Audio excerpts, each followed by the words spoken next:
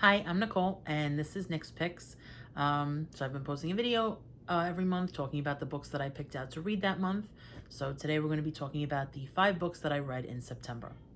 So I was really excited for like the beginning of spooky season. I thought it was going to be all thrillers and everything like that. So it wasn't quite all that, but I did have some great reads. Unfortunately, not so great reads too, and that's what we're starting with. So first book I read was One by One by Frida McFadden. So I am a huge Frida McFadden fan. I've read over a dozen books at this point, and I do like some better than others, but the only book I always say that I would say I actually disliked and would not recommend was The Coworker until now. So I truly dislike this book, and I definitely would not recommend it. I'm surprised by it because everything that you see, a lot of people talk about it and they say this is one of the best ones. So I was really looking forward to it. It really just didn't hit for me. It wasn't great. It was 3 couples going away together, and the car breaks down in the woods, so they're kind of stranded in the woods, and they start dying, and that's pretty much what it is. Like, we spend the whole time just walking through the woods trying to find this resort that they're going to or whatever. And I was just very bored. Like, all of her books, even the ones that I don't like as much in terms of the twists, like where I say this is a little bit more predictable than the others or whatever, I'm still just thoroughly entertained by the book. Like, the pacing is always really fast and really great, edge of your seat. Even if you kind of figure out what's going to happen, it's still fun getting there. Not with this one. This was just very boring to me. I will also say that in looking at how many pages it was, I accidentally saw something that I shouldn't have seen, so I did spoil something for myself. I was really upset by that, but I can confidently say that even without that, I probably would have been thinking somewhere along those lines anyway. And even without, even with that little bit of a spoiler going on, which takes away from obviously the enjoyment of a thriller, I still was just very bored by the book. Nothing really redeeming about it. Again, like, even, she does one twist, then another, like, that was still there, I guess, a little bit. And, again, it was 6 characters, so it's going to be one of them. There were limited options in this book. So, somebody here is involved. And it was just, again, a little predictable to me, even taking into account that I had that little spoiler. And just boring. That was the main thing. I just found this very boring and not like the typical pacing or enjoyment that I get out of a Frida McFadden book. So I would not recommend this book. Now the next one was amazing. I read Horror Store by Grady Hendrix. Let me tell you, this is like a 10-star read. I would definitely recommend this and him to anyone at this point. I am now a true fan. Last month, I brought it again just because I loved it so much. I read My Best Friend's Exorcism by the same author, Grady Hendrix. My first book of his that I've read, and I love the cover. I said last month he's got the marketing on lock. So I knew I was going to love this even before I read it, and then I actually realized I'd love it. I forgot to even mention last time, this has very like 80s vibes. I forgot to mention that the titles of every chapter is an 80s song. So even that was like fun, very fun. And I said totally relatable. Like, this was a coming of age story, like with 2 girls, written by a guy, and I couldn't believe that. I mean, I know guys write girls, girls write guys, but like, I was so amazed at how well he wrote this teenage girl coming of age story. It was wonderful, and I loved it. This was probably even better. I think I like this even a little bit better than that one. And I can't even talk about this enough. So this is basically a ghost story. This is about a haunted furniture store, an IKEA type store. And it was just amazing. And as you can see, this is like written, this is kind of like a IKEA manual. Like, you see, you get all the furniture, you have like weird names for the furniture. This store is called Orsk, but it's basically IKEA. And like, you have the floor plan and everything. In the back, this is him, his little employee card. I mean, again, the marketing, great. Got the front and then like creepy stuff on the back. It was just big, like to carry around, like awkward to hold, but like, I didn't mind. I loved everything about having this book on my person at all times, and I loved this so much. That alone, I knew. I was like so tickled when I picked this up and realized that that's what this was, and yet this was still like a regular book, and I just loved it. And then the story was great. Like, sometimes with a ghost story, it's a little cheesy, or like it's not really creepy because, like, you really want to be creeped out. I thought that was perfect here. It was like the perfect amount of creepy. The setting was awesome, even without the marketing aspect of it. Just the setting, this haunted IKEA type place. As they're going through the different areas of the home that they're in, like you could picture walking through IKEA. It was so great. The characters, I loved the characters. They were great. And even the ending, I don't want to spoil anything, but this is the type of ending that I normally would not really like, but it worked here and I really did like it. This to me was an excellent book. 2 home runs now from this guy, so I am definitely a fan and will definitely be reading more. I even brought this to show you because of course I immediately got something else because I need my next fix of him. So this is the Southern Book Club's Guide to Slaying Vampires, and as you can see, this is not anything regular book. There's no marketing gimmick here, and yet I am still so excited to read it. I read some of the prologue and like even right away there's a line there that I absolutely love. So I feel like I don't think I'm going to miss with him ever. I feel confident. Any Grady Hendrix fans, if you've read anything, please tell me what your favorite books are, what the best ones are, and also if there are any other books that have really cool marketing, really cool covers, anything like that, because they will go to the top of my list very fast. But I definitely recommend this, and perfect season for it. This is definitely a great fall read, spooky season read. This is great. Next, going down the roller coaster, which is kind of ironic with the next setting we have. This is Murderland. Takes place in an amusement park. This is by Carolyn Greenwald. I really dislike this book. There was nothing here for me. I don't DNF books, but I came close on this one. I just could not connect with this book. Now, I love like the fact that this was at an amusement park, good setting. I like the cover. I like the little balloons on the back. This is great. Basically, Billy, who's the main character, it's a girl. She got promoted to ride operator, and they're opening this new like ride or section of the park, Murderland. It's based on like all murders that took place in California, like real murders. And so they're having like an opening night, and her friends are part of the few people that have access and all this stuff, and somebody dies. And then, there's more murder and all that kind of stuff. And her friends are trying to like get to the bottom of what's going on. Sounds great. Great setup. You even have the park map at the front here. I'm always good for, like I said, a little gimmick or whatever. This is supposed to give, like, I guess, Disneyland or California Adventure. They reference, like, the other big amusement parks, so you assume they're talking about them. And, I just didn't like it. I don't know if part of it is that this is a fake amusement park, but again, when you watch horror movies or anything, amusement parks are just fun, whether they're real or not. But I guess in a book, like, I guess what I'm thinking of is there's a kids kind of series called Kingdom Keepers that I read a long time ago, and that basically is kind of like, I don't remember if it was Disneyland or Disney World after dark. So like having been to like that park, it was kind of fun to like, see this like mystery going on there, or, more than, you think is going on there. So that was fun. I didn't find this as fun. Again, not even necessarily because you have to know the park and this is like an interesting take on it, but it was just boring. Like I didn't really like it. The setting to me is a home run already. Like you probably have to do very little to keep me there, and it just lost me like right away. I didn't love the characters. I definitely didn't love like the storyline. Like it was not confusing, but just a little all over the place to me. There's something going on now, and then they're also connecting it to this other mystery that they've been like trying to figure out in the past. A lot of like old Hollywood vibes, which I love. I mean, this is dripping with stuff that I like, but yet I couldn't connect.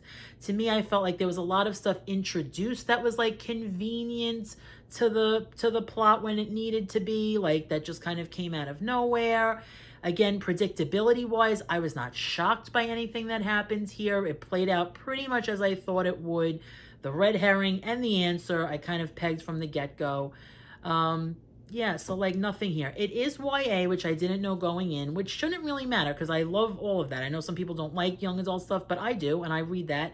So that shouldn't really matter. But I guess maybe, that was part of it. Maybe if it would have had a little bit more, because there is a little bit like of a romance going on here. So maybe I don't know. But, and the romance also interesting. When I've mentioned about when I read romantic books, I read male-female, or I also really like male-male, but I've never really read female-female. And I was interested to give it a shot, and I haven't yet, but I was thinking, just again, I don't think I would connect with it. No judgments here, what anybody likes, anything like that. But personally, you're looking to get the butterflies and, the romance, the flirting. I don't think I would have that with only female characters because I don't find females romantic or flirty like that. So, spice is different because spice is spice, and I probably would like that regardless. But in terms of like something like this where there was no spice, there was a little underlying romance. It did involve female, did absolutely nothing for me. So even that like didn't enhance the story. It kind of confirmed my suspicions that I really didn't care. Didn't give me an ick. It wasn't like that turned me off and was why I didn't like the book. Not at all. But it was just there. It meant, meant nothing to me. It didn't add anything or take anything away for me. So maybe if I was a little bit more invested in the romance, it could have saved it for me a little bit. I don't know, but I definitely would not recommend this book. I did not connect with this book. Then back up that roller coaster. Oh my God. X Marks the Stalker by K.N. Wilder. This is probably one of my favorite books that I've read all year. Now, aside from the very silly title, because I really just like this title, this was wonderful. This was, I was like hooked instantly, and I just stumbled across it. I started reading it on the Kindle Unlimited. I didn't even have the book. Then, of course, I had to get the book. I don't know, Amazon, just as a little side note, like I've gotten burned by a lot of books I got on Amazon. That's why I prefer to go to like a bookstore and get books. But sometimes the deals are better on Amazon, or I just want it quickly, so I just get it on Amazon. And I've gotten like I recently tried to order a thriller that I was really into, and I've seen this thriller in person and have tried to get it, but they only had one copy and it was like damaged, so I didn't get it. That happened to me twice at 2 bookstores. So I order this book and I get it from Amazon, completely different cover. And even on the Amazon listing, it had the cover I was expecting, completely different cover, and it just looked cheesy. This also, I feel, and you can see I love a sprayed edge, but it's like only one edge is, I don't know. And the whole thing in general, it's not sharp. It looks like a photocopy of a book. Then I get to the end and it says, made in the United States, Cleveland, Ohio, September 26, 2025, which is the day I ordered the book. So I don't really know what this means, and I don't really know if this is the actual cover or anything. I haven't looked at Barnes & Noble to see what they have, but again, a little weird copy from Amazon, but the book itself, to get back on track, was amazing. So this is a dark romance, a stalker romance. Spice is through the roof, excellent. If you liked Lights Out by Nevessa Allen, which I read earlier this year and loved. This was like actually my first dip into dark romance. I mean, I guess I like not only dark romance, but stalker romance, because same idea, definitely same vibes. If you liked that, you'll love this. This was excellent. And this is even like, it says Hemlock Society Book 1. It kind of sets up for another book, which is not out yet, but I'm very excited for it because it's kind of like she's a journalist and she's trying to like get, revenge for her parents' death. There's like a big politician that was involved in all this kind of stuff. And he's a serial killer and stalker, but he's part of this like murder club, the Hemlock Society. So it's part of like a group of serial killers that like work together and all this stuff and whatever. So he ends up stalking her for one reason or another, and then she finds out and whatever, and then they have this romance.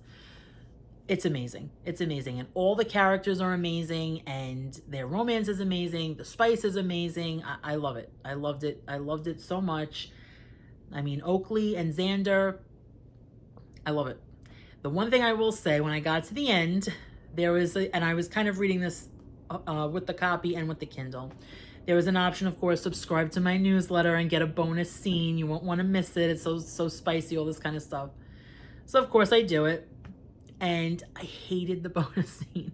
I will say that to me read so different than the book. It was like cheesy, and I almost wish I hadn't read it. Like that to me was not worth it at all to get to read that bonus scene. It was definitely like weird to me. I don't know. I didn't like that at all. But I'm going to pretend that doesn't exist. This book was excellent. I cannot wait for the next one. Again, one of my favorite reads. And, if you like Lights Out, you're going to like this. It was great. I cannot recommend this book enough. And then the last book, it's a graphic novel. It's Coven. So this is by Jennifer Dugan and Kit Seaton. This I actually read. I could not, I didn't want this to end kind of thing. You see how big it is. And I didn't want it to end. I wasn't rushing it. I didn't want it to end. So when I had about 100 pages something left, I just ended up picking up this just as, I don't usually do a concurrent thing, but I did. And this was so good. I will say, I don't know about the ending. Like, I just feel like, I don't know if this is a 5-star read for me, but it was definitely good. I'll show you some of the pictures because I like when I look at a graphic novel to kind of like just get the vibe of the pictures. So definitely like good graphics and definitely like a good fall read, like atmospheric, like in terms of like looking at those pictures. It was definitely good for the fall. So this is basically about a coven. So this girl, her name is MZ, weird nickname. I don't know, but she has to move back to upstate New York because her parents need to go back to the coven because something happened. Somebody there had, like, there was like a murder and all this kind of stuff, and the coven might be at risk and all this. So she's annoyed and she doesn't want to leave her friends, and she's got to like go establish this new life now. So there was a lot of that going on. And then of course, she helps at the end and all this kind of stuff. And, it was good. It was really good, but the ending to me, I don't know. I didn't like love, but a little predictable or whatever. But again, for a graphic novel, for a quick read, for a fall read with the pictures, the characters, they were definitely, it was good. It was definitely worth it. Probably like 3.5, 4 stars. Very good. I loved it. But I loved it, but I don't give it 5 stars, if that makes sense. It just, again, the story-wise, I wasn't like so super thrilled at the end, but just, it was definitely a fun read. I loved it in the sense of it being a very fun read. Another one where it's a female-female romance situation. So she does have a girlfriend that she has to leave behind. So there's all that nonsense too, where, she's upset about moving, and then of course she got to leave her girlfriend, all this kind of stuff. So the romance here was female-female. Once again, it didn't do anything for me one way or the other. It didn't make it better or worse. It just was there. And again, also because there was no spice. Like I said, if I still want to try like a spicy female-female romance, because again, in a book like that, they're trying, like the romance is like a side story here, and in the other book, it was kind of like just also going on. I want to read a romance novel where the romance is heavy and the flirting is heavy, see if that makes a difference. And even if that doesn't get to me or give me butterflies, I feel the spice would, again, because spice is spice, and I feel like, everybody will find something there. So I just feel like I will maybe give an actual female-female romance novel a chance. But based on these little dips with these books, with the backstory being like, female-female, it really didn't do anything one way or the other. It was just kind of there. But that's it for September. Again, this is a really good seasonal read. I would definitely recommend reading it around this time of year. The dark romance was good for now too. And I have a couple of spooky reads, thriller reads, romance reads coming up for October too that I'm really excited about. So see you next month. Bye.